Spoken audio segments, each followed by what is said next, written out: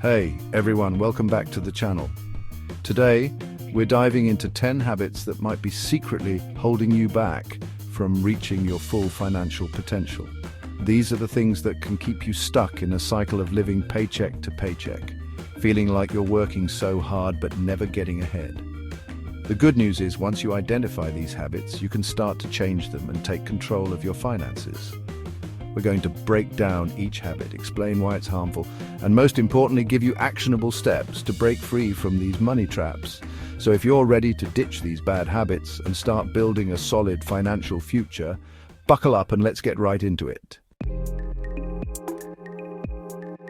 All right, let's kick things off with a big one, living beyond your means. This is a trap that's easy to fall into, especially in today's world of social media, where everyone seems to be living the dream life. But here's the reality: just because you see someone driving a fancy car or going on lavish vacations doesn't mean they can actually afford it. Living beyond your means happens when you spend more money than you earn, relying on credit cards, loans, or even dipping into savings to maintain a certain lifestyle. It's like building a house on a foundation of sand. Eventually, it's all going to come crashing down. You might think it's just a small purchase here and there, but those small expenses add up quickly, and before you know it, you're drowning in debt. Debt creates a huge financial burden, with interest payments eating away at your income each month.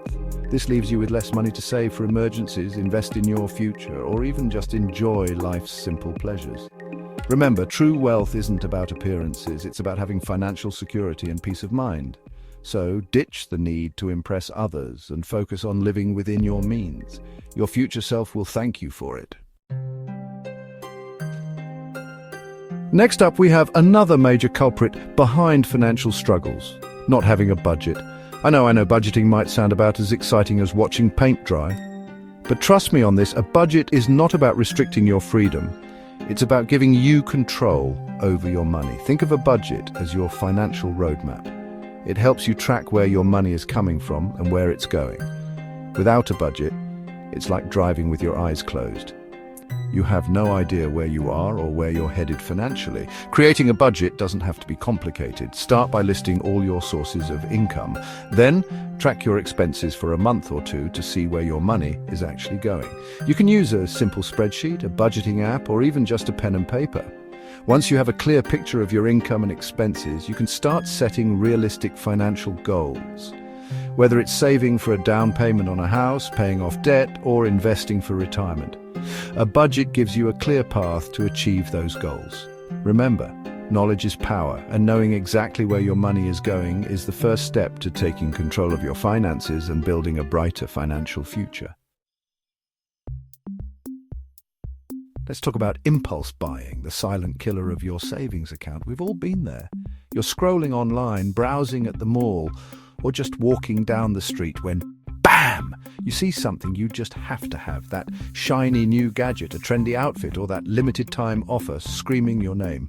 Before you know it, you've whipped out your credit card and made a purchase you hadn't planned for. Impulse buying is often driven by emotions: excitement, boredom, stress, and those emotions can cloud your judgment. Those small, unplanned purchases might not seem like a big deal in the moment, but they can add up to a significant amount of money wasted over time. Money that could have been saved, invested, or used towards your financial goals.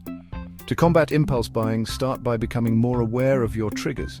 Is it certain stores, websites, or even times of the day when you're more likely to make impulsive purchases?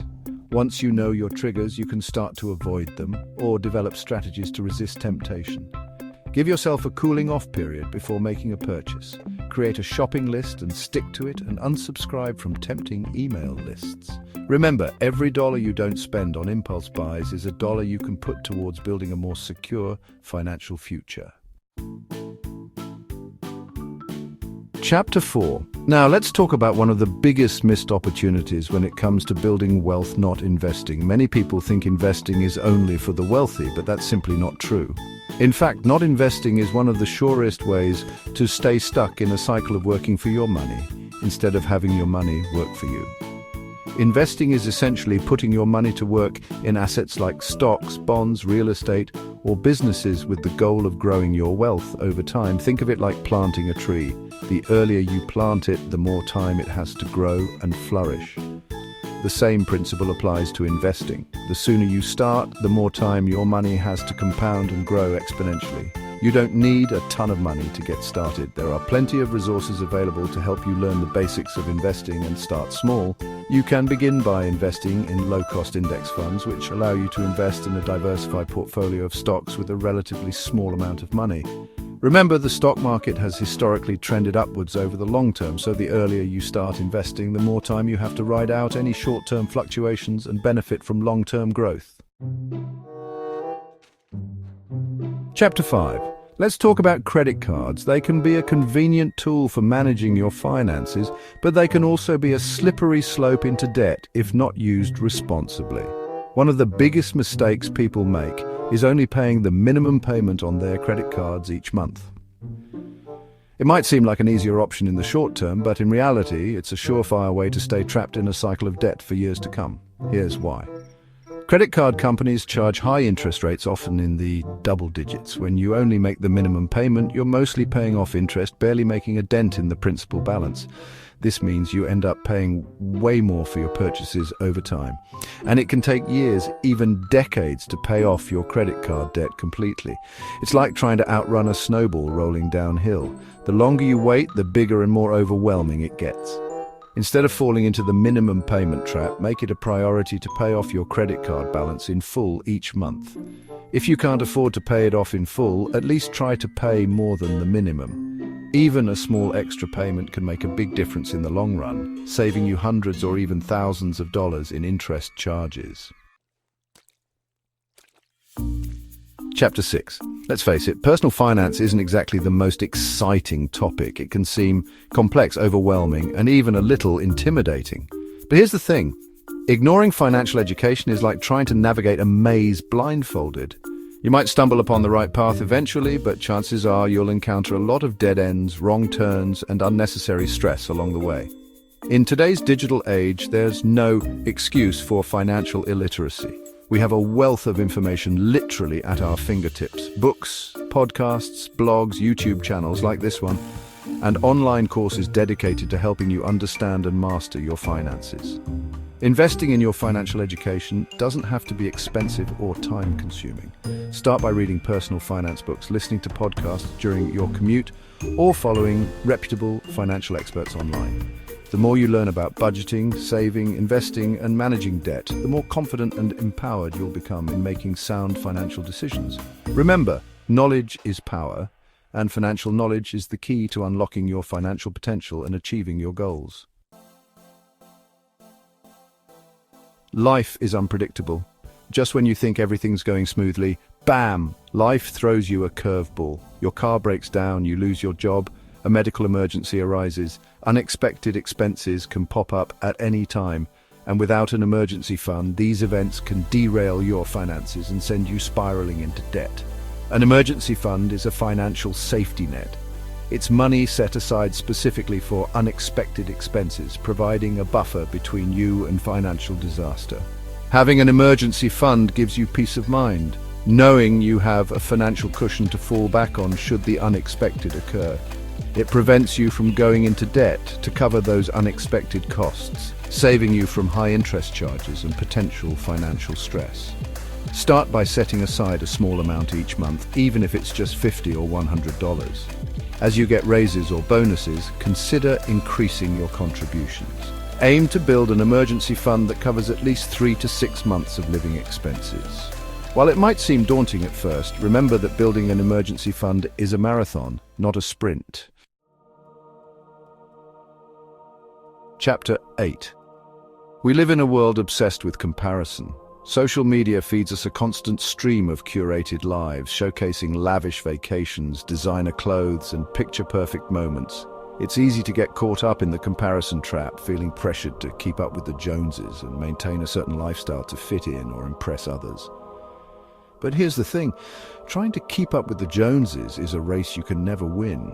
There will always be someone with a nicer car, a bigger house, or a more extravagant lifestyle. And constantly chasing after material possessions will only lead to financial strain and dissatisfaction. Remember, true wealth isn't measured by the things you own, but by the freedom and security you create for yourself. Instead of trying to impress others, Focus on your own financial goals and values. Spend your money on things that truly bring you joy and align with your priorities. Don't let the pressure to keep up with others dictate your spending habits or compromise your financial well-being. Chapter 9. Retirement might seem like a lifetime away, especially when you're young and just starting out in your career, but here's the thing. The earlier you start saving for retirement, the better off you'll be. Time is your greatest asset when it comes to retirement savings, thanks to the power of compound interest. Compound interest is essentially earning interest on interest. The earlier you start investing, the more time your money has to compound and grow exponentially. Even small contributions made consistently over time can add up to a significant nest egg by the time you retire. Don't fall into the trap of thinking you'll start saving later. Life has a way of throwing curveballs, and the longer you wait to start saving for retirement, the harder it becomes to catch up. Start small if you have to, but start today. Take advantage of employer-sponsored retirement plans like 401(k)s, especially if your employer offers a matching contribution. Consider opening an individual retirement account, IRA, to maximize your tax-advantaged savings. Chapter 10. We've all been guilty of procrastination at some point in our lives, but when it comes to financial decisions, procrastination can be costly, whether it's putting off creating a budget, delaying saving for retirement, or ignoring debt. Putting off important financial decisions only makes the problems bigger and more difficult to tackle down the line. It's like avoiding a trip to the dentist. The longer you wait, the worse the pain becomes. Procrastination often stems from fear, overwhelm, or simply not knowing where to start. But remember, the first step is always the hardest. Once you take that initial step, even if it's just a small one, you'll gain momentum and start feeling more in control of your finances. Break down big financial goals into smaller, more manageable steps. Instead of getting overwhelmed by the thought of saving for a down payment on a house, start by setting a goal to save a certain amount each month. Instead of putting off creating a budget, start by tracking your expenses for a week. Thanks for watching. If you found this video helpful, make sure to subscribe and share it with your friends. See you in the next one.